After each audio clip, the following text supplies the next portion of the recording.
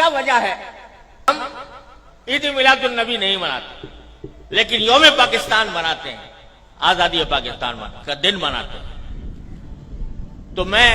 اس کی وضاحت کرنا چاہتا ہوں کہ اس میں کوئی شک و شبہ نہیں ہے کہ اس کائنات کی تاریخ میں سب سے بڑا عظیم دن وہ تھا جس میں اللہ تبارک و تعالی نے اس کائنات کی ہدایت کے لیے جناب محمد رسول اللہ صلی اللہ علیہ وسلم کو مبعوث فرمایا۔ اس سے زیادہ عظیم دن انسانی تاریخ میں کوئی اور نہیں جس میں آپ تشریف لائے، لیکن آپ ہی کی تعلیمات اور آپ ہی کی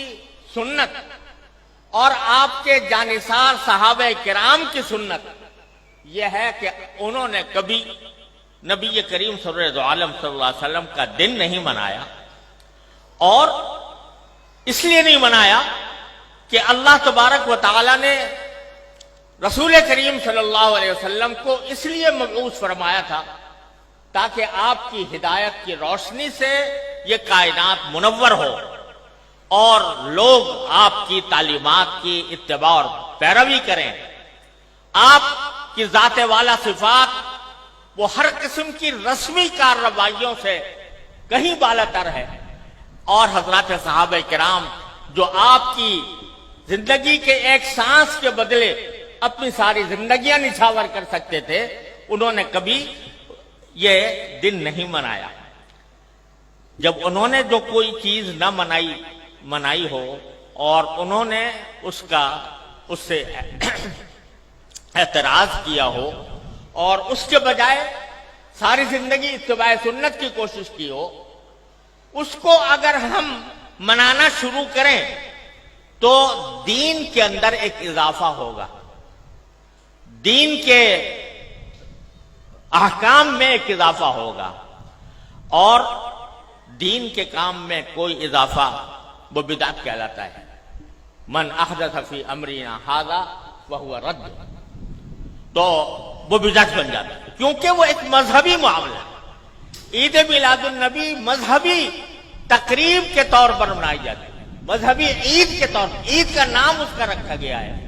اور وہ مذہبی تقریب ہے، اور مذہبی تقریب اگر کوئی شخص مذہب کا حصہ سمجھ کر وہ بنائے گا تو دین میں ایک اضافہ ہوگا جس کا نام بدعت ہے۔ اس لیے ہمارے اکابر علماء کرام نے اس بنانے کا اہتمام نہیں کیا۔ جہاں تک یہ 14 اگست کا تعلق ہے، 14 اگست کے یوم آزادی کا تعلق ہے، یہ کوئی مذہبی تقریب نہیں ہے، یہ کوئی دینی اجتماع نہیں ہے، یہ دینی تقریب نہیں ہے، بلکہ یہ ملکی تقریب ہے، اور ملک کی آزادی کے طور پر، اس کے ایک نشان کے طور پر اس کو منایا جاتا ہے۔ کوئی شخص بھی جو اس کو منانے والا ہے وہ اس کو دین کا حصہ سمجھ کر نہیں مناتا، اس کو مذہب کا جز سمجھ کر نہیں بناتا، بلکہ ایک ملکی تقریب ہے، ایک ملک کا اللہ تبارک و تعالیٰ نے ایک ملک ہمیں عطا فرمایا، اور ایسا ملک عطا فرمایا جس کی تفصیل مولانا عزیز الرحمان صاحب نے بیان کی ہے، تو وہ ہم ایک ملک کی تقریب کے طور پر بناتے ہیں۔ بدعت اس وقت بنتی ہے کوئی چیز جو شریعت میں نہ ہو اور شریعت کا حصہ اس کو بنا دیا جائے، لیکن یہ کوئی شریعت کا حصہ نہیں، یہ کوئی دین کا کوئی دینی تقریب نہیں، دینی عید نہیں، دینی مذہب نہیں، دین کا کوئی مذہبی حصہ نہیں، لہذا یہ ایک ملکی تقریب ہے۔ اور یہ ایسا ہے جیسے کہ اگر کوئی شخص اپنے گھر کے اندر کسی اپنے گھر کی تعمیر ہوئی اور اس تعمیر کے اوپر کوئی اجتماع کرے، کوئی دعوت کرے، تو یہ کوئی مذہب کی تقریب نہیں ہے، کوئی دین کی تقریب نہیں ہے۔ اسی طریقے سے ہم یوم آزادی پاکستان کا اس لیے مناتے ہیں کہ اللہ تبارک و تعالیٰ نے اپنے فضل و کرم سے یہ نعمت ہمیں عطا فرمائی تھی، اور